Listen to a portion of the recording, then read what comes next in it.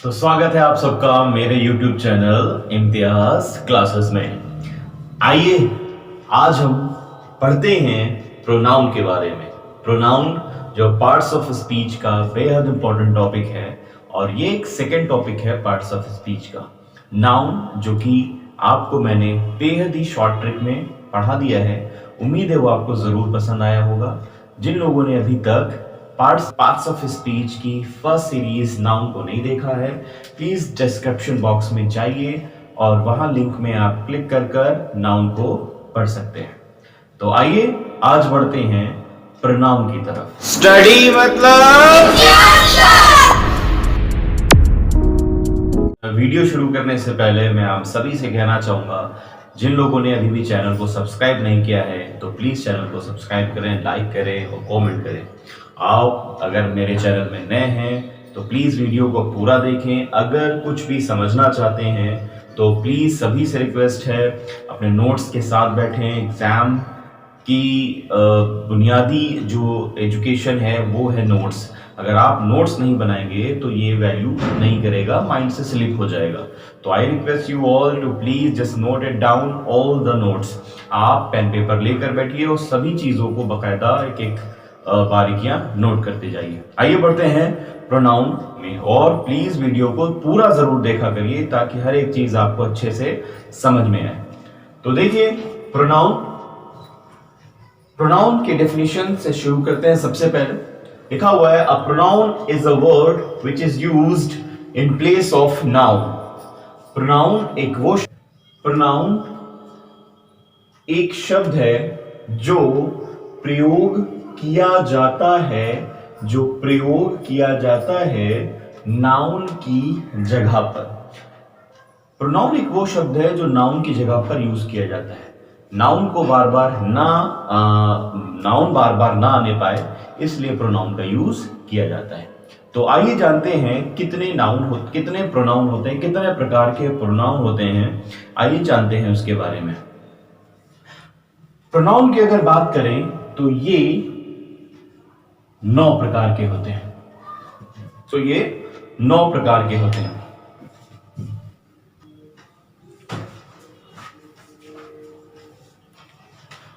तो बात करें अगर प्रोनाउन की काइंड्स की तो 9 प्रोनाउन होते हैं।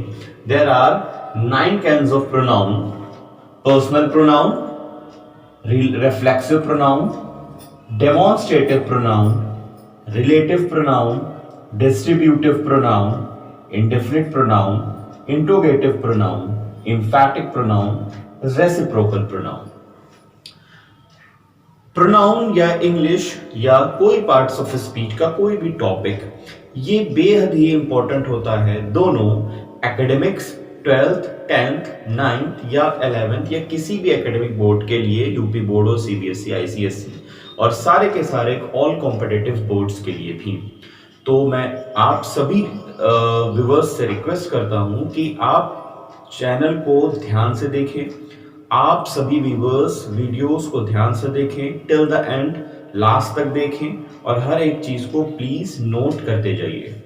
ठीक है, बात की गई है पर्सनल प्रोनाउन की।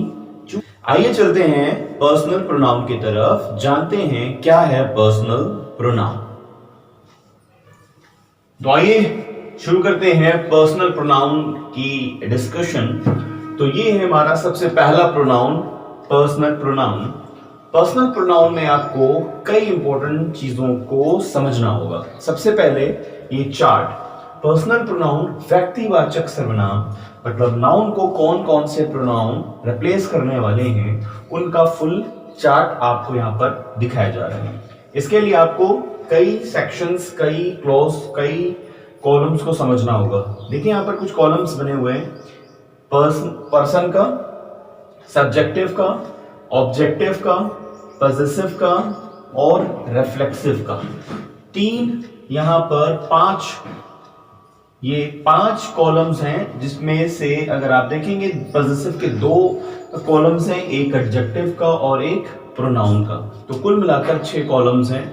इन्हें आपको ध्यान से समझना होगा क्योंकि इसमें कई क्वेश्चन छिपे हुए हैं। अभी तक जितना हमने पढ़ा, अगर क्वेश्चन पूछा जाए तो सबसे ज़्यादा क्वेश्चन जो आते हैं 12th की बात करें या 10th की एकेडमिक की बात करें, कंपटीशन की बात करें, तो प्रोनाउन क्या होता है? वो नाउन का रिप्लेसमेंट है। और दूसरा सबसे बड़ा क्वेश्चन पूछा जाता है कितने तरह के प्रोनाउन हैं? तो नाउन जो प्रोनाउन है वो 9 तरह के, 9 काइंड्स ऑफ प्रोनाउन आते। अब जो अगला 3rd नंबर का क्वेश्चन है जो सबसे ज्यादा पूछा जाता है वो है आपके कितने पर्सन है? तो 3। कौन कौन सब्जेक्टिव्स होते हैं? ध्यान दें, अगर first person, second person, third person, तो फर्स्ट पर्सन का आपसे अगर कोई सब्जेक्टिव पूछे या सब्जेक्टिव केस पूछे या इसका दूसरा नाम नॉमिनेटिव भी है, अगर नॉमिनेटिव पूछे या सब्जेक्टिव पूछे तो आई और वी। अगर आपसे सेकंड पर्सन का सब्जेक्टिव पूछे या ऑब्जेक्टिव पूछे तो यू, और अगर थर्ड पर्सन का सब्जेक्टिव या ऑब्जेक्टिव पूछा जाता है तो ही, शी, इट और दे होंगे। अगर बात करें फर्स्ट पर्सन के, आई का ऑब्जेक्टिव मी, वी का अस, यू का यू, ही का हिम, शी का हर, इट का इट और दे का देम ऑब्जेक्टिव होता है। बात करें अगर आई का पॉजेसिव क्या होता है, तो जैसा भी आपको मैंने बताया कि 2 तरह के पॉजेसिव होते हैं, एक एडजेक्टिव और एक प्रोनाउन। बात करें अगर आई पॉजेसिव की, आई के पॉजेसिव एडजेक्टिव की तो माई, और आई के पॉजेसिव प्रोनाउन की तो माइन होता है। अगर बात करें वी की तो वी का पॉजेसिव एडजेक्टिव आवर और वी का पॉजेसिव प्रोनाउन आवर्स होता है। बात करें अगर यू के पॉजेसिव एडजेक्टिव की यू, योर और पॉजेसिव प्रोनाउन योर्स होता है। अगर बात करें ही की तो ही का पॉजेसिव एडजेक्टिव हैज और पॉजेसिव प्रोनाउन भी हिज ही रहता है। बात करें अगर शी की तो हर और हर्स, इट की तो इट्स और इट्स दोनों तरफ, दियर होता है पॉजेसिव एडजेक्टिव, दियर्स होता है पॉजेसिव प्रोनाउन। अगर आखिर में बात करें रिफ्लेक्सिव प्रोनाउन की तो रिफ्लेक्सिव प्रोनाउन आई का माई सेल्फ, वी का आवर सेल्फ, यू का योर सेल्फ और योर सेल्फ भी, और ही का हिमसेल्फ, हर शी का हर सेल्फ, इट का इट सेल्फ और दे का देमसेल्व्स होता है। तो ये रही कुछ जानकारी। और पॉजेसिव एडजेक्टिव और पॉजेसिव प्रोनाउन में क्या डिफरेंस होता है? देखिए एक चीज समझ लीजिए पहले, पर्सन में आपको पूछा जाएगा कितने पर्सन होते हैं, तो 3, first, second and third. Subjective तो नाम याद रखिए 7 है यहाँ पर। फर्स्ट पर्सन में आई, वी, सेकंड पर्सन में यू, थर्ड पर्सन में ही, शी, इट और दे। अगर बात करें ऑब्जेक्टिव की, जैसा कि अभी बताया गया, बात है पॉजेसिव एडजेक्टिव और पॉजेसिव प्रोनाउन की, तो ध्यान से समझें। पॉजेसिव एडजेक्टिव जो है उसके साथ नाउन आएगा, नाउन आएगा। और अगर बात करें पॉजेसिव प्रोनाउन की तो उसके साथ नाउन नहीं आएगा। समझ में आया दोस्तों? पॉजेसिव एडजेक्टिव और पॉजेसिव प्रोनाउन का डिफरेंस बहुत जरूरी है, पेपर में बहुत इंपॉर्टेंस रखता है ये। अगर ये आपको समझ में आ जाएगा तो ये समझ लीजिए बहुत आसानी से आप कई चीजों को पकड़ पाएंगे। और ये बहुत बेहतरीन तरीका मैं आपको समझा रहा हूं जो आपको कहीं समझ आया नहीं जाएगा, लेकिन यहां पर अगर आप थोड़ा ध्यान देंगे तो जरूर आपको समझ में आ सकता है। लिखा गया है कि पॉजेसिव एडजेक्टिव अगर आपको कहीं यूज करना है, और ये याद रखिएगा ये क्रॉस पूछा जाता है, ये इस तरह नहीं पूछा जाता, उल्टा पूछा जाता है, यूं पूछा जाता है आपसे हमेशा। ठीक है, मतलब साफ है, रूल इस तरह चल रहा है लेकिन आपको समझना इस तरह है। पॉजेसिव एडजेक्टिव के साथ नाउन आएगा, पॉजेसिव प्रोनाउन के साथ नाउन नहीं आएगा। लेकिन याद ये रखना है आपको कि अगर नाउन आया है तो आप पॉजेसिव एडजेक्टिव का यूज करेंगे, और अगर नाउन नहीं आया है तो आप पॉजेसिव प्रोनाउन का यूज करेंगे। बात समझ रहे हैं दोस्तों? इसके एग्जांपल्स 1 बाय 1 हम लोग आगे डिस्कस करेंगे। फिलहाल आप यहां समझिए, और एक चीज छोटी से ऐसे समझिए, ऐसे जैसे इट इज, यहां नहीं आ पा रहा है, यहां देखिए दिख रहा है आपको, या यहां देख लीजिए, it is my, it is my pen. जैसा कि बताया गया कि पॉसेसिव एडजेक्टिव आएगा तो नाउन आएगा, पॉसेसिव प्रोनाउन लगाना है तो नाउन नहीं आएगा। चूंकि हम उल्टा चलेंगे तो यहां देखेंगे कि पॉसेसिव एडजेक्टिव आया हुआ है, यहां पर सेंटेंस फुल स्टॉप लग गया, कुछ नहीं आ रहा है, तो पॉसेसिव नाउन नहीं आया हुआ है। तो हम क्या करेंगे, इसको माइन में कन्वर्ट कर देंगे, इसको किसमें, माइन में कन्वर्ट कर देंगे। अगर बात करें इट इज इस माइन पेन सेंटेंस की, तो यहां पर देखिए नाउन आ गया है, मतलब नाउन आ गया है, तो अब हम इसको पॉसेसिव एडजेक्टिव में बदल देंगे और यहां माई कर देंगे। ये हुई हल्की सी जानकारी पॉसेसिव प्रोनाउन के बारे में, जो कि अभी ये चार्ट कुछ लोगों को समझना है और इस वजह से पूरी जानकारी नहीं, आगे बढ़कर हम अगले सेक्शन में, अगले राउंड में इसको बताएंगे, ठीक है। अब बात करते हैं आप रिफ्लेक्सिव प्रोनाउन की। तो रिफ्लेक्सिव प्रोनाउन ध्यान दें तो दो तरह के रिफ्लेक्सिव प्रोनाउन है, एक सेल्फ लगाकर और एक सेल्फ लगाकर। अगर आपसे कोई पूछे कि रिफ्लेक्सिव प्रोनाउन क्या होता है, तो आप बताएंगे अपने ही सब्जेक्ट को रिफ्लेक्ट करने वाले प्रोनाउन रिफ्लेक्सिव प्रोनाउन कहलाते हैं, अपने ही सब्जेक्ट को।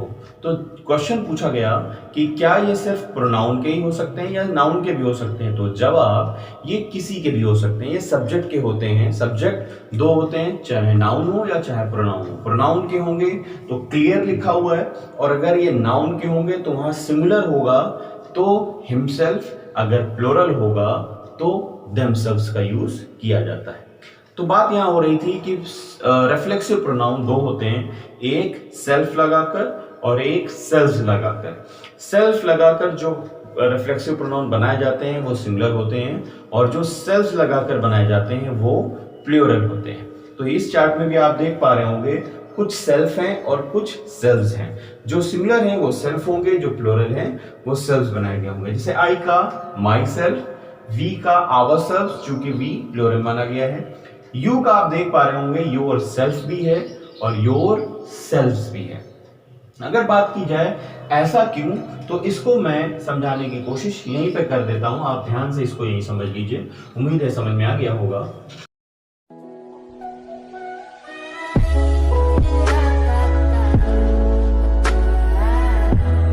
पूछा जाएगा सेंटेंस सही या गलत, तो ये सेंटेंस आपका कमेंट करके जरूर बताया करें, कोशिश करें खुद भी बताएं।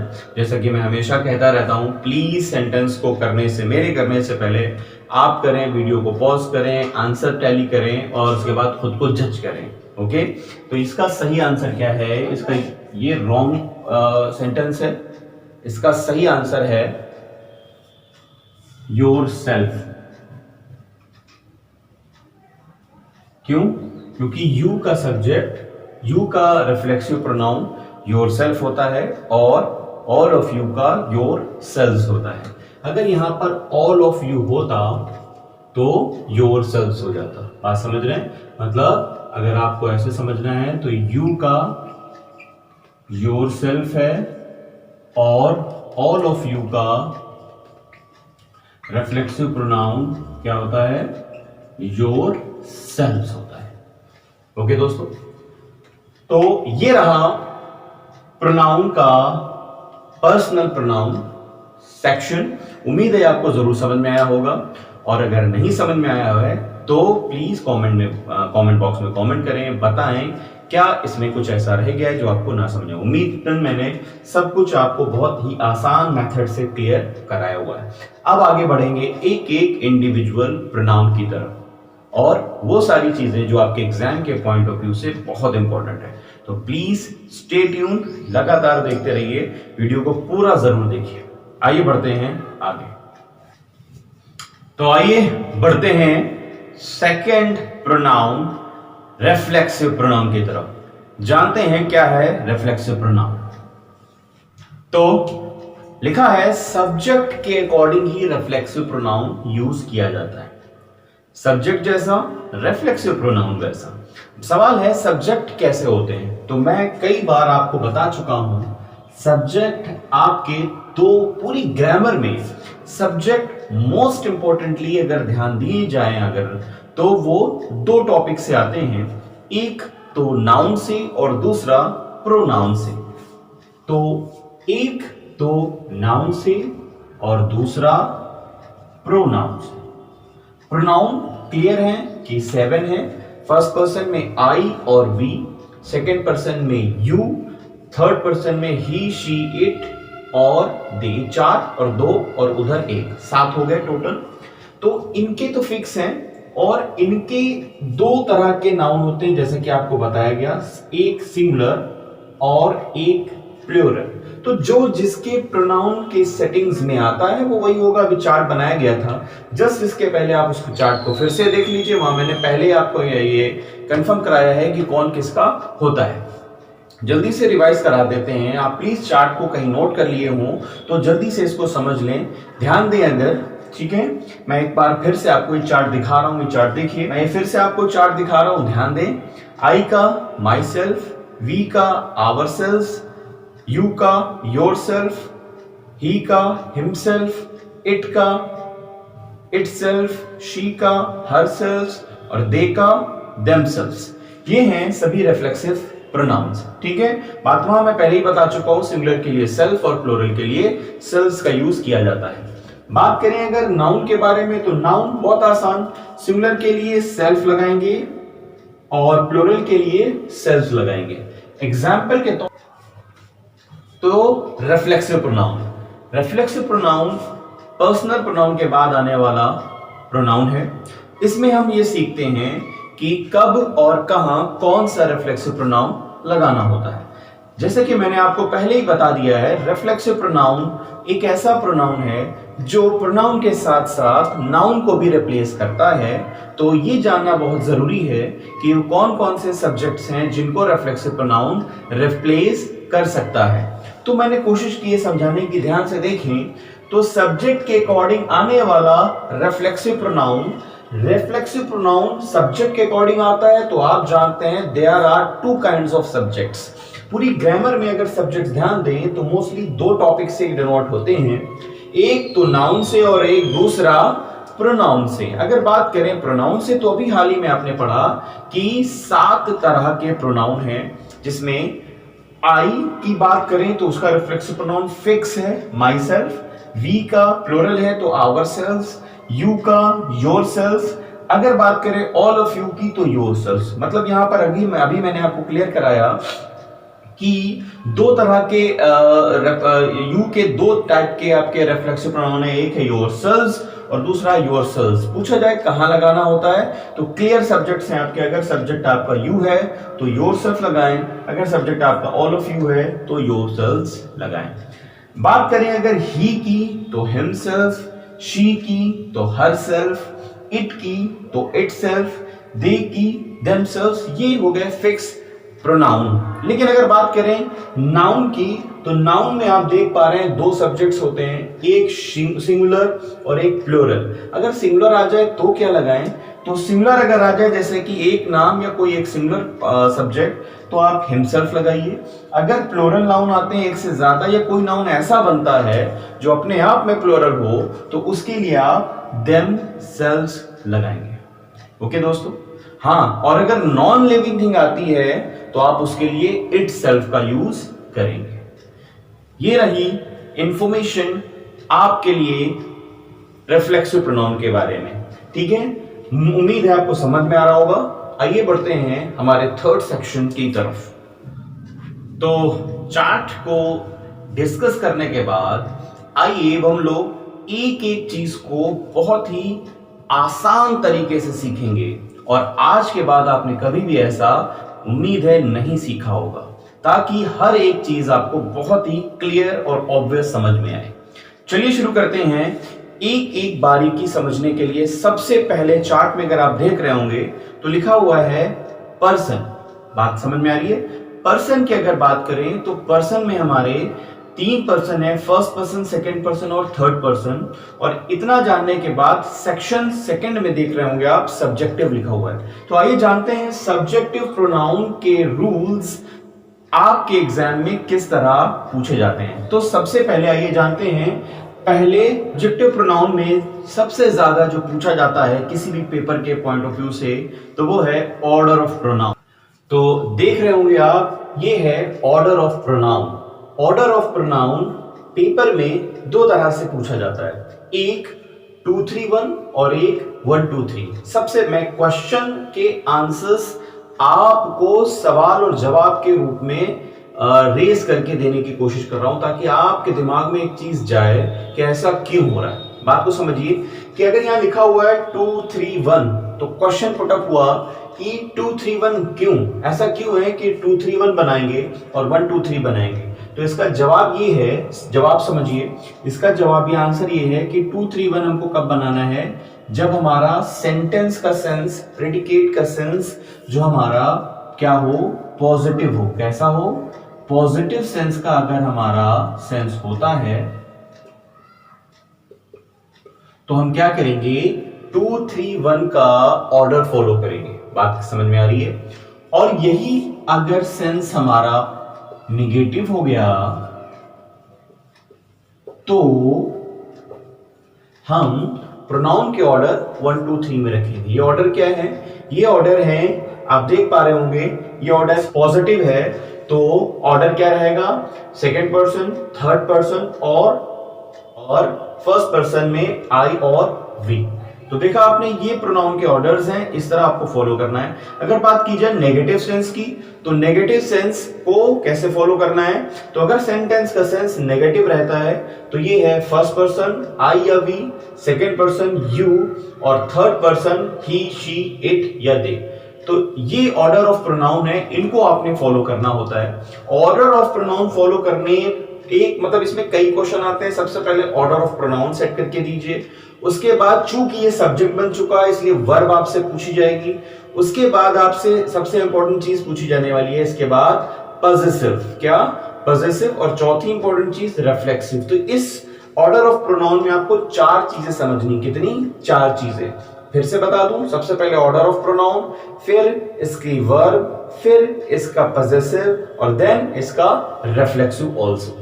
ठीक है, मैं चारों चीजें आपको समझाऊंगा 4 तरह के एग्जांपल देकर। आइए आप ज्यादा ध्यान से समझें और खुद भी करें कि इसके सेंटेंस किस तरह हल होंगे और पेपर में कैसे आते हैं। मैं जबकि पहले भी आपको बता चुका हूं कि पेपर में 3 तरह के सेंटेंसेस पूछे जाते हैं, एक तो कॉमन एरर, दूसरा इंप्रूवमेंट और तीसरा फिल इन द ब्लैंक्स।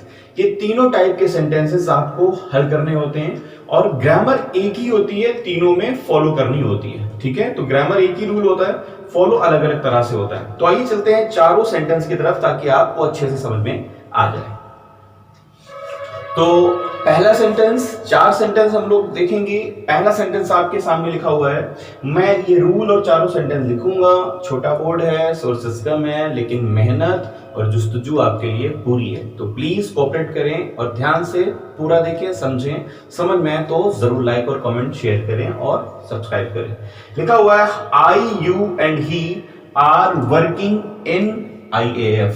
मैं, तुम और वो काम कर रहे हैं इंडियन एयरफोर्स में। जो कि पहला रूल सबसे पहले लिखा हुआ है कि ऑर्डर सेट करना है। तो ये रहा आपका सब्जेक्ट और ये रहा आपका प्रेडिकेट। ठीक है, ये सब्जेक्ट है आपका और ये है प्रेडिकेट। ठीक है, सब्जेक्ट और प्रेडिकेट से पता किया जाता है कि सेंटेंस का सेंस पॉजिटिव चल रहा है या नेगेटिव। तो मैं पढ़कर देखता हूं प्रेडिकेट में क्या है। आर वर्किंग इन IAF, काम कर रहे हैं एयरफोर्स में। एयरफोर्स में काम करना कोई नेगेटिव सेंस नहीं है। नेगेटिव सेंस क्या होता है, कोई गलत बात, मार धाड़, मार देना, जान से मारना, ये सब क्या है, ये बेइज्जती करना, इंसल्ट करना, ये सब है नेगेटिव सेंस। अगर ये आते हैं तो डेफिनेटली आपको 1 2 3 फॉलो करना होता है। ठीक है, आपको क्या करना होता है, 1 2 3 फॉलो करना होता है। चूंकि यहां पर सेंस पॉजिटिव आ रहा है तो होना क्या चाहिए था, सेकंड पर्सन मतलब यू सबसे पहले आना चाहिए, फिर थर्ड पर्सन में कोई आना चाहिए, फिर फर्स्ट पर्सन में आना चाहिए। देख लेते हैं क्या आए हैं, तो आई यू एंड ही आ गया है, तो ये रॉन्ग हो गया। होना क्या चाहिए था, सबसे पहले होना चाहिए था यहां पर यू फिर होना चाहिए था ही, और उसके बाद यहां आना चाहिए था आई, तब जाकर ये सेंटेंस सही होगा। एक टाइप का ये रूल आपको उम्मीद है जरूर समझ में आएगा। आइए चलते हैं अब इंफॉर्मेशन गेट करते हैं कि ऑर्डर ऑफ प्रोनाउन सेट होने के बाद क्या इंपॉर्टेंट है। तो जैसे कि मैंने बताया 4 चीजें हैं। सबसे पहले सब ऑर्डर ऑफ प्रोनाउन, उसके बाद वर्ब, तो ये सेकंड केस आ रहा है आपका वर्ब का। तो ध्यान रखिएगा इसके साथ जो वर्ब आती है, दोनों के साथ मैं बता रहा हूं, दोनों के साथ जो वर्ब आती है वो हमेशा पीवी, पीवी का मतलब मैं बार बार पीवी लिखता हूं, प्लूरल वर्ब होता है इसका मतलब। पीवी मतलब प्लूरल होगी, मतलब इसके साथ जो वर्ब आएगी वो क्या होगी, प्लूरल होगी। तो अब मैं आपको एक सेंटेंस दूंगा जिसमें आपको वर्ब फाइंड आउट करनी होगी। ओके, ध्यान रखिएगा। तो सेकंड सेंटेंस को सेकंड सेंटेंस को हल करने से पहले याद रखिएगा आपको पहला वाला रूल जरूर फॉलो करना है। 4 रूल हम लोग यहाँ पर 4 सेंटेंस फॉलो करने जा रहे हैं। पहला ऑर्डर ऑफ प्रोनाउन, दूसरा वर्ब का, तो पहला वाला फॉलो करिएगा, भूलिएगा नहीं, ठीक है। सेंटेंस है you, she and I was disobeying our teachers. Order of pronoun set करने के लिए सबसे पहले मैंने आपको बताया कि आप प्रेडिकेट को पढ़ेंगे, उसका मीनिंग निकालेंगे। अगर इसमें कोई मार काट, जान से मारना, बेइज्जती करना, इंसल्ट करना, डिसओबे करना, ये सब अगर आता है तो वो ऑर्डर ऑफ प्रोनाउन का 1 2 3 ऑर्डर रहेगा, ठीक है। यहाँ पढ़ते हैं, जरा ध्यान देते हैं क्या लिखा हुआ है। तो प्रेडिकेट कहां से कहां तक है, ये आपका सब्जेक्ट और ये आपका प्रेडिकेट है, यहां से यहां तक ये। तो प्रेडिकेट अगर पढ़ेंगे तो लिखा हुआ है was disobeying our teachers. You, she and I subject है, तुम, वो लड़की और मैं। वॉज डिसओबिंग मतलब क्या कर रहे थे, आज्ञा का पालन नहीं कर रहे थे अपने टीचर्स का, आवर टीचर्स, अपने टीचर्स का। तो आज्ञा ना मानना ये तो बहुत गंदी बात होती है, और ये अगर नेगेटिव सेंस है तो किस में सेट होना चाहिए था, 1 2 और 3 में। तो 1 2 3 में सेट होगा। तो देखते हैं क्या ये फर्स्ट पर्सन है, नो, तो फर्स्ट पर्सन नहीं है, इस वजह से यहां आना चाहिए था आई, फिर यहां आना चाहिए था यू, और फिर यहां आना चाहिए दे। क्लियर, समझ गए। ये हो गई बात ऑर्डर ऑफ प्रोनाउन की। सेकेंड रूल मैंने आपको समझाया कि वर्ब कैसी आएगी, प्लूरल वर्ब आएगी। तो चेक करते हैं क्या यहाँ वर्ब प्लूरल आई है। तो देख पा रहे हैं यहाँ वर्ब प्लूरल नहीं आई हुई है, इस वजह से वर्ब क्या हो जाएगी, प्लूरल हो जाएगी। यहाँ पर वर्ब का यूज किया जाएगा, किसका, वॉज या वर्ब। कुछ लोग इसे वेयर भी कहते हैं, ठीक है, प्रोनाउंसिएशन का पार्ट है ये। आप वेयर बोल रहे हैं, वर्ब बोल रहे हैं, तो यहाँ क्या हो जाएगा, वर्ब हो जाएगा। ठीक, एक चीज याद रखिए, यहाँ पर आई के साथ वॉज फिट बैठ रहा है, लेकिन चूंकि ये पार्ट पूरे सब्जेक्ट्स को बिलोंग कर रहा है, इस वजह से यहाँ वर्ब को ही डिनोट किया जाएगा। आगे बढ़ते हैं रूल थर्ड की तरफ। रूल थर्ड ये कहता है कि अगर ऑर्डर ऑफ प्रोनाउन 1 2 3 हो या 2 3 1 हो, वर्ब कैसी लानी है आपको, प्लूरल वर्ब। उसके साथ जो पजेसिव यूज किया जाएगा वो पजेसिव क्या होगा, आवर होगा, आवर होगा और योर होगा, आवर होगा या योर होगा। आवर कब होगा, चूंकि आप देखिए प्रायोरिटी चल रही है, प्रायोरिटी चल रही है, second person, third person, first person, 1 2 3। आप पूछ सकते हैं इसमें कि 3 2 1 क्यों नहीं है ना। तो जैसा ऑर्डर बना दिया गया वैसे ही हमें फॉलो करना है। तो वही रूल ये है कि आवर फॉलो किया जा रहा है। आवर क्यों, फर्स्ट पर्सन अगर इन्वॉल्व रहा तो आपको आवर यूज करना है, अदरवाइज सेकंड पर्सन के अकॉर्डिंग योर करना है। कहने का मतलब ये है आपका कि यहाँ पे मैं समझा रहा हूं, ध्यान से समझिएगा। मतलब अगर 2 3 1 टोटल तीनों एक साथ आते हैं तो आपको करना क्या होगा, तो आपको आवर यूज करना है। इन केस आपका 2 3 आ जाए, 1 ना आए मान लो, तो आपको क्या यूज करना है, फिर योर यूज करना है। ठीक है, बात समझ में। कुछ लोगों के दिमाग में आ रहा होगा तो डियर। तो सवाल ये, जवाब ये है कि चूंकि हम लोग ऑर्डर ऑफ प्रोनाउन पढ़ रहे हैं, अलग अलग पर्सन को लेना जरूरी है।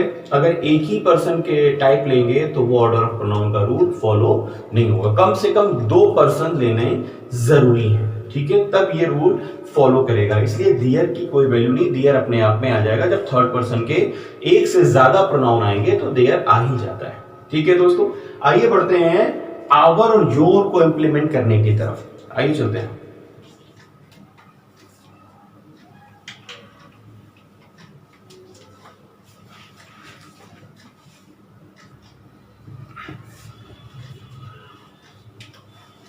तो ऑर्डर ऑफ प्रोनाउन के थर्ड सेंटेंस की तरफ हम लोग हैं। थर्ड सेंटेंस का रूल मैंने आपको पहले ही पढ़ाया है, बताया है कि ऑर्डर ऑफ प्रोनाउन चाहे जैसा हो, वर्ब प्लूरल ही होगी और पॉसेसिव अकॉर्डिंग टू प्रायोरिटी। अगर फर्स्ट पर्सन है तो आवर, अगर नहीं है तो सेकंड पर्सन के अकॉर्डिंग चलेंगे, योर लगाएंगे। सेंटेंस आपके सामने है, आइए देखते हैं क्या है, whether this sentence is right और रॉन्ग। लिखा हुआ है you and I have passed your exam, तुमने और मैंने एग्जाम हमारा पास कर लिया है। तो ये सेंटेंस सही है या गलत जरूर बताइए। ये सेंटेंस यस एब्सोल्युटली रॉन्ग, ये रॉन्ग सेंटेंस है। वजह, you and I, first person involve हो चुका है, आई आ गया है। अब अगर पॉसेसिव आया, देखिए जैसे कि पहला सेंटेंस यहां पर ध्यान दीजिएगा, ये देखिए पहला सेंटेंस लिखा हुआ है, यहां पर भी फर्स्ट पर्सन आ गया है, लेकिन यहां पॉसेसिव नहीं आया है। अगर आएगा तो फिर आवर ही होगा। अब आ गया है तो यहां पर योर नहीं आ सकता, यहां क्या हो जाएगा, आवर। समझ में आ रही दोस्त? तो तीनों रूल, तीन टाइप के सेंटेंसेस आपने समझ लिए। चौथा मैंने बताया था कि रिफ्लेक्सिव प्रोनाउन भी डिनोट ये लोग करते हैं। वही चीज होगी कि अगर रिफ्लेक्सिव प्रोनाउन आया तो आवर सेल्फ होगा, अदरवाइज क्या हो जाएगा, फिर योर सेल्फ हो जाएगा।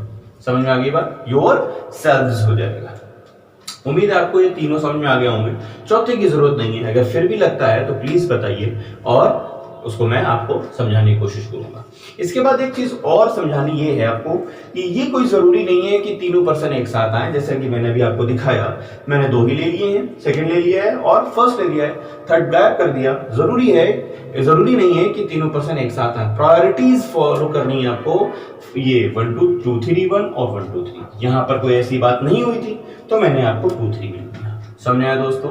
और ये रूल इतना ही इंपॉर्टेंट है कि आगे आपको इसके रूल डिस्ट्रीब्यूटिव प्रोनाउन में भी दिखाई देंगे, तो इसलिए प्लीज इसको नोट करते जाइए, समझते जाइए और आगे बढ़ते जाइए। तो आइए बढ़ते हैं अगले कंसेप्ट की तरफ। बेहद इंपॉर्टेंट कंसेप्ट है, एग्जाम के पॉइंट ऑफ व्यू से बहुत है जरूरी ये चीज, ध्यान से समझे। लेट और कोई प्रीपोजिशन, अगर किसी सेंटेंस में लेट या प्रीपोजिशन आ जाए तो उससे आपका प्रोनाउन किस तरह रिलेट करेगा, आइए जानते हैं। अगर आपके सेंटेंस में लेट आ गया या प्रीपोजिशन कोई आ गई, फॉर एग्जाम्पल मैंने कुछ प्रीपोजिशन आपके सामने लिख रखी है जैसे बिटवीन, अमंग, फॉर वगैरह, तो आपका जो प्रोनाउन यूज होगा वो कौन सा यूज होगा। मैंने आपको चार्ट बना के दिखाया हुआ, चार्ट में एक कॉलम है, देख रहे होंगे आप, ऑब्जेक्टिव का। ये ऑब्जेक्टिव कॉलम जो देख रहे हैं आप, ये इन दोनों के बाद यूज होते हैं, ठीक है। ये जो ऑब्जेक्टिव कॉलम आप देख रहे हैं, ये ऑब्जेक्टिव कॉलम जैसे आई का मी, वी का अस, यू का यू, ही का हिम, शी का हर और इट का इट, ये ऑब्जेक्टिव कॉलम आपके लेट और प्रीपोजिशन के बाद यूज होने वाले हैं। तो यहां क्या लिखा जाएगा कि ऑब्जेक्टिव प्रोनाउन। समझ में आ गई दोस्तों?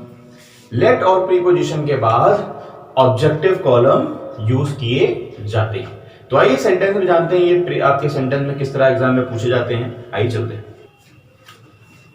तो ये रहे आपके सेंटेंसेस। दो सेंटेंसेस मैं दे रहा हूं, एक तो कॉमन एरर के रूप में और दूसरा फिल इन द ब्लैंक्स के फॉर्म में। तो आइए जानते हैं पहला और दूसरा सेंटेंस आप किस तरह करते हैं। खुद करिए, उसके बाद मेरे आंसर से खुद को टैली करिए। ये है सही तरीका ज्ञान को सीखने का। चूंकि मैं पहले रूल बता रहा हूं, सेंटेंस नहीं, रूल बता देने से आपके अंदर मैं नॉलेज को डाल रहा हूं। नॉलेज आ जाने के बाद आप कम से कम ट्राई तो जरूर कर सकते हैं, है ना। आइए, आपने उम्मीद है कर लिया होगा। इसका सही आंसर जानते हैं क्या है, पढ़ते हैं पहले। Let you and I study alone. Rule था लेट और प्रीपोजिशन के साथ ऑब्जेक्टिव प्रोनाउन का यूज किया जाना चाहिए। तो यहां पर मैं देख पा रहा हूं, आप सभी देख पा रहे होंगे कि लेट के साथ यू आया है। अब आप इसे सब्जेक्ट मानेंगे कि ऑब्जेक्ट? ये ऑब्जेक्ट है, हालांकि यू सब्जेक्ट भी होता है लेकिन यहां ऑब्जेक्ट है, तो ये तो सही हो गया। आगे बढ़ते हैं एंड, और एक चीज अब यहीं पे और समझ जाइए। चलिए पहले अपने लेट की बात कर लेते हैं। लेट यू तो हो गया क्लियर, एंड आई लिखा हुआ है, ये रॉन्ग है। क्या करना होगा, इसको सही करना होगा। सेंटेंस रॉन्ग हो गया है, यहां पर आई की जगह हमको इसका ऑब्जेक्टिव केस मी का यूज करना पड़ेगा। ओके दोस्तों, दिस सेंटेंस वाज रॉन्ग, ये सेंटेंस सही नहीं था, गलत था। इसका सही वर्जन था आई की जगह पर मी का यूज होना। अगर नेक्स्ट बात करें, एक फिल इन द ब्लैंक्स के रूप में फॉर्म आपका सेंटेंस आया हुआ है, ध्यान से देखें। Distribute the toffees amongst dash option we our us आए। मैंने आपसे बताया हुआ था कि अगर कोई प्रीपोजिशन आती है तो भी आपको ऑब्जेक्टिव प्रोनाउन का यूज करना है। तो अमंग्स के साथ इन प्रोनाउन में कौन सा ऐसा प्रोनाउन है जो ऑब्जेक्टिव फॉर्म में है? तो वी क्या है? सब्जेक्टिव है, आवर पॉसेसिव है, अस ऑब्जेक्टिव है। तो उसका सही आंसर क्या है? अस। बात करें अगर आई की तो ये भी आपका सब्जेक्टिव प्रोनाउन है। ओके दोस्तों, मैंने कहा था एक चीज और समझ में मैं आपको समझाने की कोशिश करता हूं, ध्यान समझिए, आगे बहुत इसके फायदे होने वाले हैं। अगर कोई कंजंक्शन, अगर आप ध्यान से देखिए, अगर कंजंक्शन एड आपको दिखाई दे, क्या एंड, तो उसके लेफ्ट और राइट की वैल्यूज को हमेशा इक्वल करना होता है। तो यहां पर क्या देख पा रहे हैं, अगर ये प्रीपोजिशन है, सॉरी ये अगर ऑब्जेक्टिव प्रोनाउन है तो डेफिनेटली यहां पर भी ऑब्जेक्टिव प्रोनाउन होगा। याद रखिएगा, यहां पर रिलेट का तो रूल फॉलो ही हो रहा है, लेकिन बिहाइंड द सीन एंड भी फॉलो किया जा रहा है। क्या कि एंड के लेफ्ट में जो कंडीशन फॉलो की गई होगी डेफिनेटली वो राइट कंडीशन में भी होगी। ये चलकर अभी आप धीरे धीरे आगे ये चीज को समझेंगे, लेकिन अगर यहीं पर कुछ चीजें समझ में आ जाए तो इसमें कोई बुराई नहीं है। उम्मीद करते हैं आपने ये भी नोट पॉइंट में कहीं लिख लिया होगा। क्या कि एंड के साथ लेफ्ट और राइट की कंडीशन को एक जैसा रखते हैं, इक्वल फॉर्म में रखते हैं, फिर वो चाहे सब्जेक्ट हो, ऑब्जेक्ट हो, वर्ब हो या कोई और। अगर बात करें बेहद इंपॉर्टेंट कंसेप्ट की, तो ये बेहद ही इंपॉर्टेंट कंसेप्ट है जो पेपर में अक्सर स्टूडेंट्स को परेशान करता रहता है, लेकिन उम्मीद है कि आज के बाद आप कभी अब परेशान नहीं होंगे। ध्यान से देखिए कि किताबों में ऐसा रूल नहीं लिखाया गया जैसा मैं आपको समझाने की कोशिश कर रहा हूं। ठीक है, देखिए लिखा हुआ है कि पॉसेसिव एडजेक्टिव अगर आया है तो नाउन जरूर आएगा, और अगर पॉसेसिव प्रोनाउन आया है तो नाउन नहीं आएगा। ये रूल तो सीधा है, जैसे कि मैंने चार्ट में भी आपको एक्सप्लेन करने की कोशिश की थी, लेकिन ये पूछा अक्सर उल्टा ही जाता है। क्यों? क्योंकि ये इस तरह पूछा जाता है हमेशा। मतलब साफ है, ये नाउन आया तो चुनने के लिए आपको पॉसेसिव एडजेक्टिव चुनना होगा, अगर नाउन नहीं आया तो चुनने के लिए आपको हमेशा पॉसेसिव प्रोनाउन चुनना होगा। बात की जाए अगर पॉसेसिव प्रोनाउन की, तो पॉसेसिव प्रोनाउन जल्दी से एक बार दोबारा देख लीजिए, क्या है? आई का पॉसेसिव एडजेक्टिव माई, तो पॉसेसिव प्रोनाउन माई। अगर बात की जाए वी की, तो possessive adjective our, possessive pronoun ours. बात की जाए अगर यू की, तो possessive adjective your, possessive pronoun yours. बात की जाए अगर ही की, तो ही का पॉसेसिव एडजेक्टिव हिज और पॉसेसिव प्रोनाउन भी हिज। अगर बात की जाए शी की, तो पॉसेसिव प्रोनाउन हर और पॉसेसिव एडजेक्टिव हर और पॉसेसिव प्रोनाउन हर्स। बात की जाए अगर इट की, तो पॉसेसिव एडजेक्टिव इट्स और पॉसेसिव प्रोनाउन भी इट्स। अगर बात की जाए दे की, तो पॉसेसिव एडजेक्टिव दे दियो और पॉसेसिव प्रोनाउन दियर्स। तो देखा आपने, ये हैं आपके पॉसेसिव प्रोनाउंस और पॉसेसिव एडजेक्टिव। दोबारा, ठीक। अब इनको करना क्या होता है, इस फॉर्म में आपको सेट करना होता है। मैं आपको सेंटेंस कुछ दूंगा और आपको इसकी प्रैक्टिस कराऊंगा। आइए चलते हैं सेंटेंस की तरफ। तो आपको ये रूल समझ में आ गया होगा। आइए चलते हैं इसके एग्जांपल्स की तरफ। इसके एग्जांपल है दिस इज माई और दूसरा दिस इज माइन पेन। करने से पहले दोबारा एक बार रिवीजन कर लेते हैं। रूल है पॉसेसिव प्रोनाउन और पॉसेसिव एडजेक्टिव का। अगर पॉसेसिव एडजेक्टिव यूज किया गया है, जैसे कि चार्ट में भी आपने पढ़ा, तो नाउन आएगा, और पॉसेसिव प्रोनाउन अगर आया है तो नाउन नहीं आएगा। एरोस ये इशारा कर रहे हैं कि ये रूल उल्टा चलता है, मतलब उनको नाउन को हिट करना है, तब पॉसेसिव प्रोनाउन या पॉसेसिव एडजेक्टिव अपने आप हल हो जाएगा। जैसे कि एक छोटे सेंटेंसेस हैं, उसके बाद एक बड़ा सेंटेंस आपको दिया जाएगा। दिस इज माई, माई करके सेंटेंस छूट गया, एक पोजीशन है प्रोनाउन का, यहाँ पर कोई नाउन नहीं है। तो अगर आपसे पूछा जाए सेंटेंस सही या गलत, तो ये सेंटेंस रॉन्ग है ना? क्यों? क्योंकि यहाँ पर माई आया है। माई क्या होता है? पॉसेसिव एडजेक्टिव होता है जिसके बाद नाउन आना चाहिए। अच्छा, यहाँ पर इसको कुछ लोग ये सोच सकते हैं नाउन लगा कर इसको सही कर ले, ऐसा नहीं है। क्योंकि आप नाउन लगाएंगे तो noun has its own meaning, इसका अपना कोई मीनिंग भी होता है। तो हर स्टूडेंट अपना अपना मीनिंग लगाने लगेगा।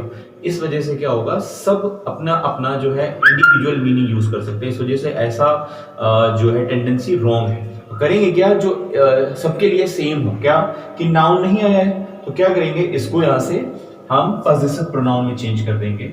अब अपने आप ये सही हो जाएगा। मतलब दिस इज माइन, समझ में आया? नीचे लिखा हुआ है दिस इज माइन पेन, वही फॉर्मूला। क्या देखेंगे, नाउन आया है या नहीं, नाउन आ गया। अब क्या आना चाहिए, नाउन आ गया है, अब क्या आना चाहिए था, पॉसेसिव एडजेक्टिव। ये क्या है, पॉसेसिव प्रोनाउन। नाउन आ गया है, करें क्या, नाउन को टारगेट पे लेकर करेंगे। नाउन आया है तो पॉसेसिव एडजेक्टिव का यूज करेंगे, यहां हो जाएगा माइंड। मतलब सेंटेंस हमारा समझ में आया? आइए एक ऐसा सेंटेंस जो आपके एसएससी या कंपटीशन में पूछा जाता है, आइए उसकी भी प्रैक्टिस कर लेते हैं। तो आइए चलते हैं ऐसा सेंटेंस की तरफ जो पेपर के पॉइंट ऑफ व्यू से बहुत ज्यादा इंपॉर्टेंट है। लिखा हुआ है these are my books but those are your books. तो इसे ट्राई करिए, बहुत बार पेपर में पूछा गया है, कोशिश करिए और उसे कमेंट बॉक्स में जरूर बताइए इसका आंसर क्या होगा। होपफुली आपने कर लिया होगा। तो आइए देखते हैं इसका आंसर क्या होगा। दीज आर माई बुक्स, ये पोजीशन है, ये नाउन, नाउन आ गया।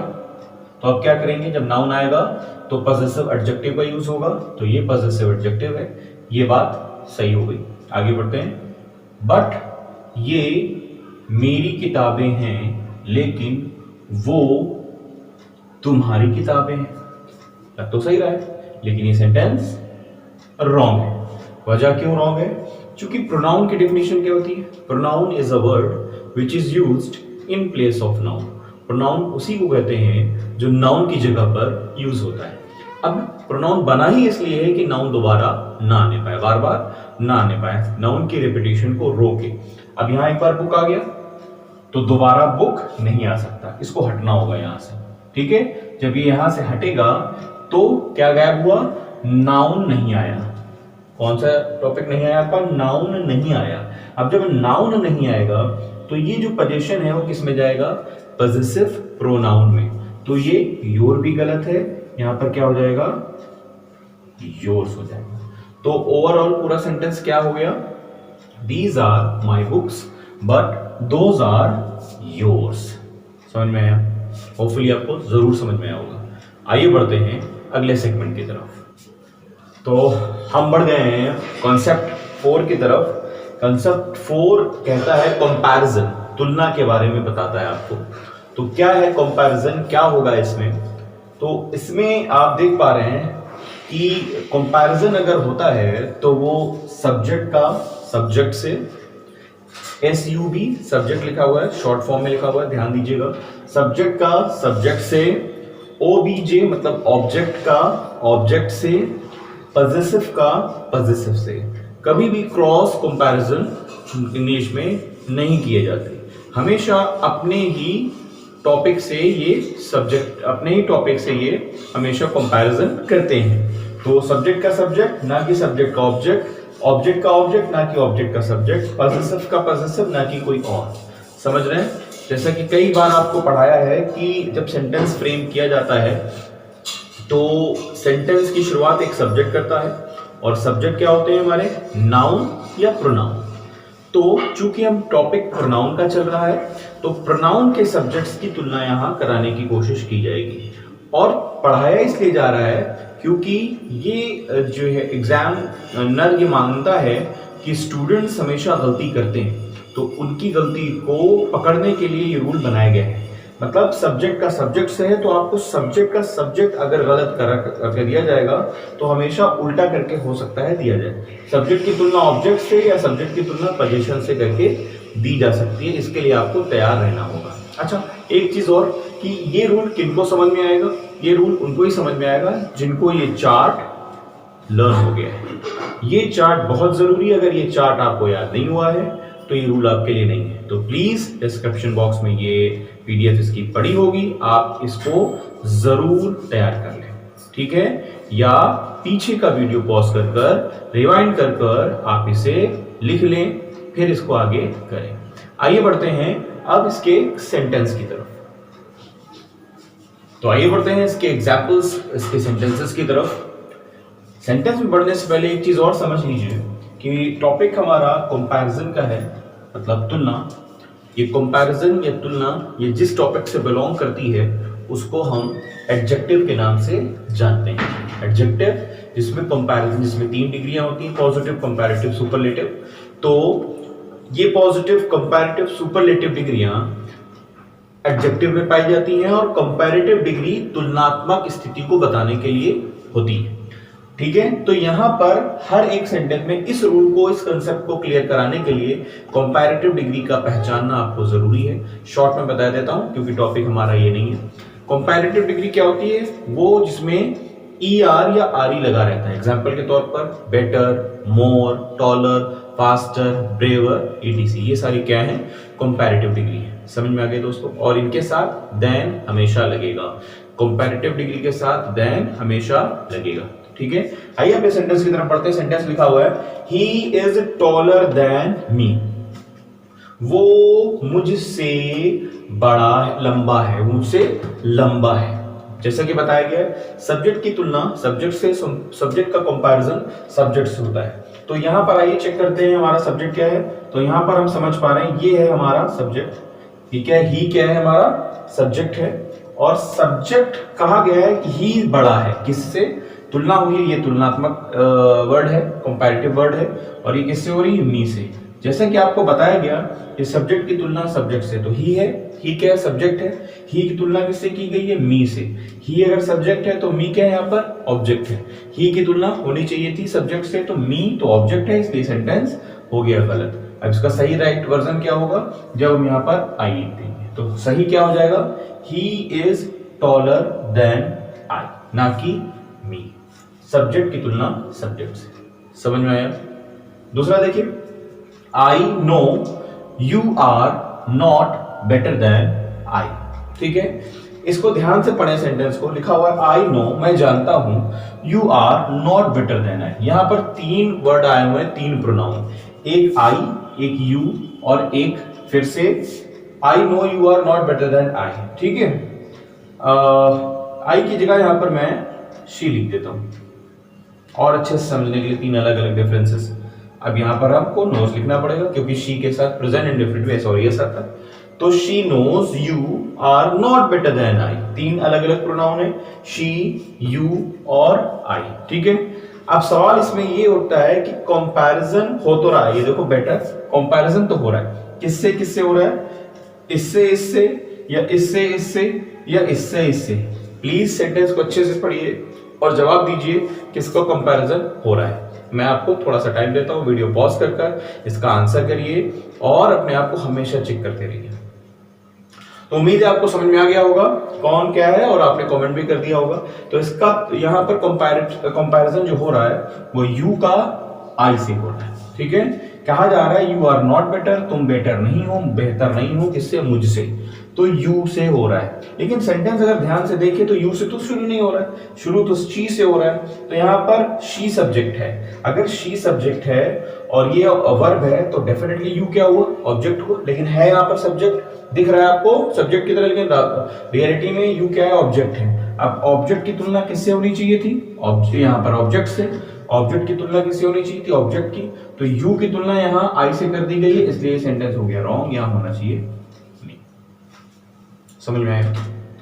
आइए आगे बढ़ते हैं नीचे आखिरी सेंटेंस की तरफ। लिखा हुआ ही इज योर फादर, वो तुम्हारे पिता हैं, एंड ही इज माई, और वो मेरे पिता हैं। वो तुम्हारे हैं और वो मेरे हैं। ठीक है, he is your father possessive adjective noun, and he is my, और वो मेरे हैं। तो ध्यान से देखिए, पॉसेसिव की तुलना किससे होनी चाहिए थी? पॉसेसिव हो तो रही है, लेकिन क्या सही पोजीशन यूज किया गया है? नहीं यूज किया गया है। पॉसेसिव एडजेक्टिव के साथ नाउन आता है, लेकिन पॉसेसिव एडजेक्टिव के साथ नाउन गायब है। जब नाउन गायब होता है तो हमने आपको क्या बताया? पॉसेसिव प्रोनाउन का यूज करते हैं। तो ये भी सेंटेंस गलत हुआ। इस तरह होना यहाँ चाहिए था माइंड, यहाँ क्या होना चाहिए था? माइंड। तो उम्मीद है ये तीनों सेंटेंस, ये तीनों बहुत ही इंपॉर्टेंट रूल आपको अच्छे से समझ में आ गया होगा। अगर फिर भी कहीं कोई कमी रहती है तो जो है ज़रूर उसको बार बार रिवाइंड करके समझिए। फिर भी ना आता है तो कमेंट करिए और बताइए कहाँ पर क्या चूक हो गई। ठीक है, आइए बढ़ते हैं अगले कंसेप्ट। तो आइए हम लोग पहुंच गए हैं कंसेप्ट नंबर 5 की तरफ। और कंसेप्ट 5 बहुत ही इंपॉर्टेंट एक कॉन्सेप्ट है। इसमें हम सीखेंगे यूज ऑफ इट के बारे में। यहाँ हमें इंफॉर्मेशन मिलेगी कि कहाँ we should, where we should use it, कहाँ हमें इट लगाना चाहिए और कहाँ इट का प्रयोग नहीं करना चाहिए।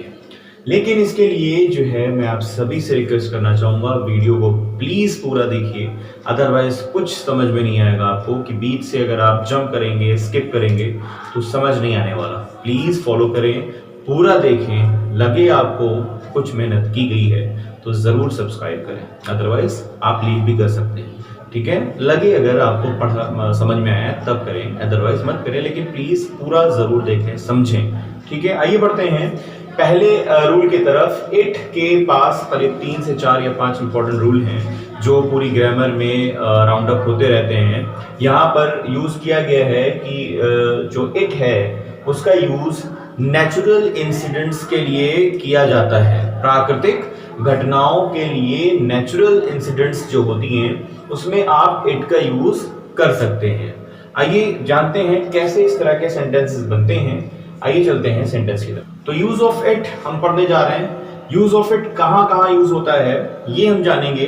बेहद इंपॉर्टेंट सेगमेंट है और इस सेगमेंट को यूज शुरू करने से पहले मैं आप सभी से रिक्वेस्ट करना चाहूंगा कि अगर आप वाकई चैनल पर आए हैं तो प्लीज वेट करें, पूरा देखें, अगर समझ में आए तब जो है आप इसको जरूर लाइक और सब्सक्राइब करें। स्किप मत करें, अदरवाइज कुछ समझ में नहीं आएगा। बड़ी मेहनत करके आपको पढ़ाया जाता है, लेकिन आप अगर स्किप करेंगे तो आपको समझ नहीं आएगा। तो आइए चलते हैं यूज ऑफ इट के पहले रूल की तरफ। ये रूल हमें बताता है कि इट कहाँ कहाँ लगाना चाहिए। नेचुरल इंसिडेंट, प्राकृतिक घटना, समय, दिन, वर्ष, ETC, इन जगहों पर हम इट का यूज कर सकते हैं। जैसे कुछ सेंटेंसेस हैं, देख पा रहे होंगे आप। जैसे पहला सेंटेंस है इट इज विंटर। इट यहाँ पर लगाया गया है, क्यों? विंटर एक क्या है? एक प्राकृतिक घटना है, नेचुरल इंसिडेंट है। बात अगर करें हम 5 o'clock, ये क्या है? एक समय है, यहाँ पर भी क्या लगेगा? इट का यूज हो जाएगा। बात करें हम यहाँ पर डैश इज मंडे। मंडे क्या है? एक जो है एक दिन है, यहाँ पर भी इट का यूज हो जाएगा। और रेनिंग, वर्षा, यहाँ पर भी क्या हो जाएगा? इट का यूज किया जा सकता है। तो ये है बहुत आसान सा कंसेप्ट। आइए बढ़ते हैं इट के अगले कंसेप्ट। तो आइए बढ़ते हैं अगले concept, rule number next, rule of it की तरफ। और ये बेहद इंपॉर्टेंट रूल है इट के पॉइंट ऑफ व्यू से। इसमें आप करीब 1 2 3 कंसेप्ट समझेंगे इस रूल में। इट के इस रूल में आप 3 चीजें समझने वाले हैं। ज्यादा ध्यान चाहिए आपका, please attention at the board. तो करना ये होगा आपको कि इट के साथ यहाँ पर आप जो बी की फॉर्म है, बी की फॉर्म अलग अलग होती है, लेकिन इट के साथ सिर्फ 2 ही बी की फॉर्म आएंगी, या तो इज या तो वॉज। सबसे पहले याद रखिएगा, ये चीज समझ रहे हैं आप, ठीक है? इसको मैं अंडरलाइन यहाँ पर कर देता हूँ। ये चीज सबसे ज्यादा इंपॉर्टेंट है, ध्यान रखिएगा। सबसे ज्यादा पूछा जाने वाला पोर्शन क्या है? यही है। उसके बाद दूसरा देख रहे होंगे कि इसके साथ सब्जेक्टिव नाउन या सब्जेक्टिव प्रोनाउन का ही यूज होता है, ठीक है? दूसरा इंपॉर्टेंट रूल। और तीसरा ये है कि वर्ब देख रहे होंगे कि जो वर्ब यूज की जाएगी वो इस ही सब्जेक्ट के अकॉर्डिंग हो सकती है। फिर फर्क नहीं पड़ता यहाँ पर कोई रिलेटिव प्रोनाउन आता है या नहीं आता है। मैं आपको ये तीनों तरीके से सेंटेंस बनाकर दूंगा ताकि आपको बहुत अच्छे से समझ में आ जाए। आइए एक एक सेंटेंस के लेते हैं। एक ऐसा रूल, एक ऐसा सेंटेंस जिसमें ये अप्लाई होगा, मतलब बी की फॉर्म, मतलब इज या वॉज। एक ऐसा जिसमें सब्जेक्टिव्स रूल, सब्जेक्टिव्स का कंसेप्ट क्लियर किया जाएगा, और देन वर्ब का। आइए चलते हैं।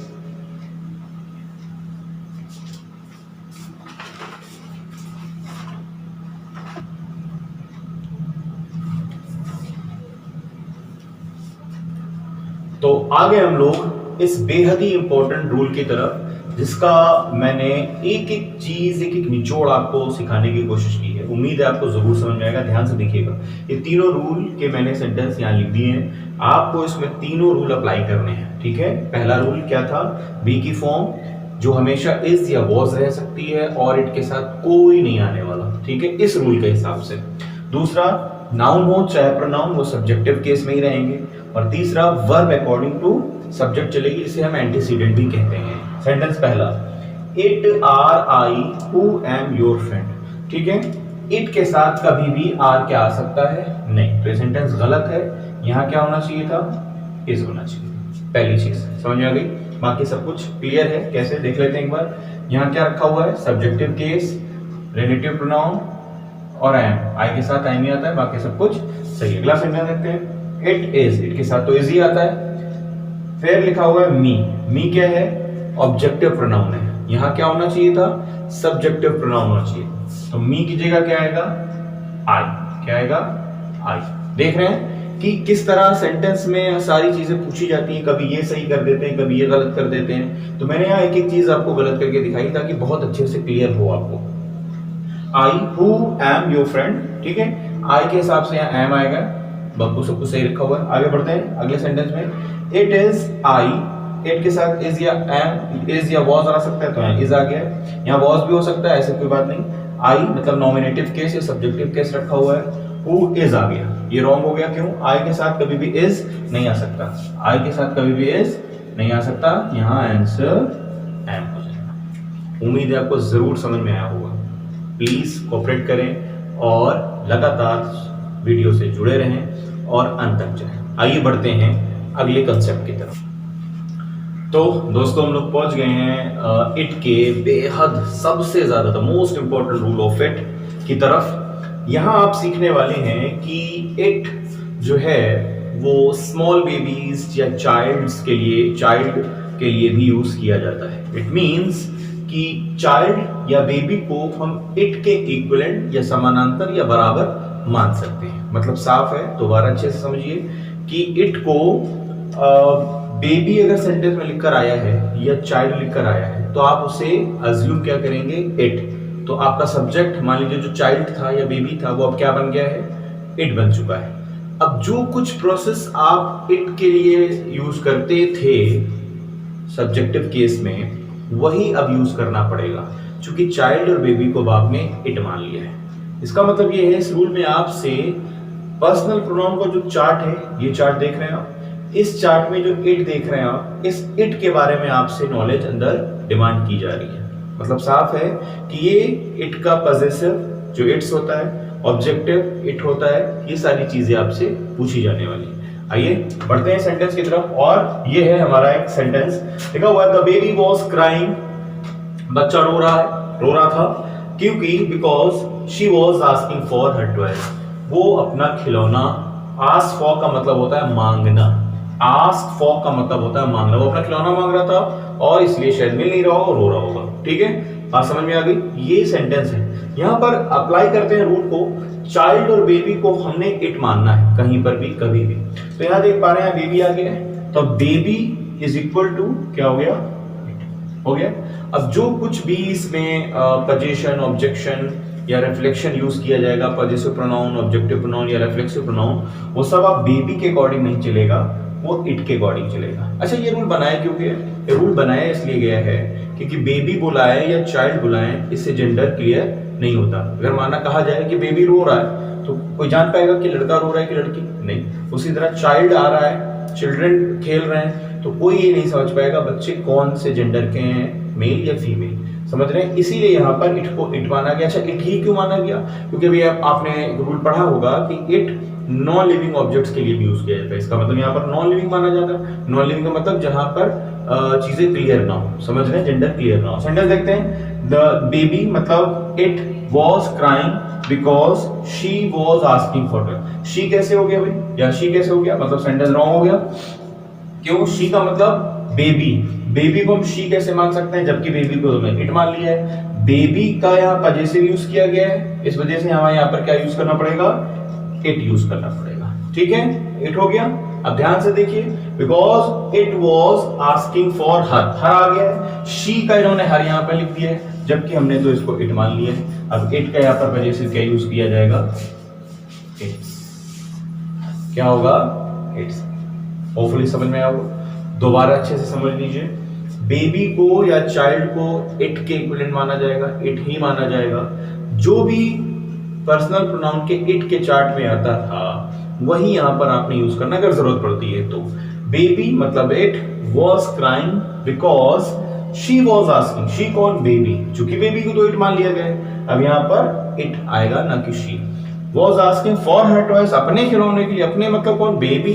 तो बेबी के लिए यहां पर क्या यूज करेंगे, बेबी के लिए यहां पर हम शी कैसे यूज कर सकते हैं, हमको यहां क्या यूज करना पड़ेगा, इट्स यूज करना पड़ेगा। इसका इट का पजेसिव क्या होता है, इट्स होता है। ठीक है, समझ में आ गया, होपफुली आपको जरूर समझ में आया होगा। तो दोस्तों ये रहा प्रोनाउन की पहली सीरीज। प्रोनाउन की मैं 3 सीरीज बनाऊंगा और ये रही पहली सीरीज जिसमें मैंने आपको बेहद ही इंपॉर्टेंट रूल्स आपको क्लियर कराए हैं। अगर आपको जो है ये समझ में आया हो तो प्लीज चैनल को लाइक करें, सब्सक्राइब करें और बेल आइकन जरूर दबाएं। इससे वीडियोस कंटिन्यूली आपके पास टाइम टू टाइम पहुंच जाया करेंगी। ठीक है दोस्तों, अगर आपको वीडियो पसंद आया हो तो आप शेयर भी कर सकते हैं। प्लीज शेयर करें और मुझे इंस्टा। ठीक है दोस्तों, मिलते हैं प्रोनाउन की अगली सीरीज में। स्टडी मतलब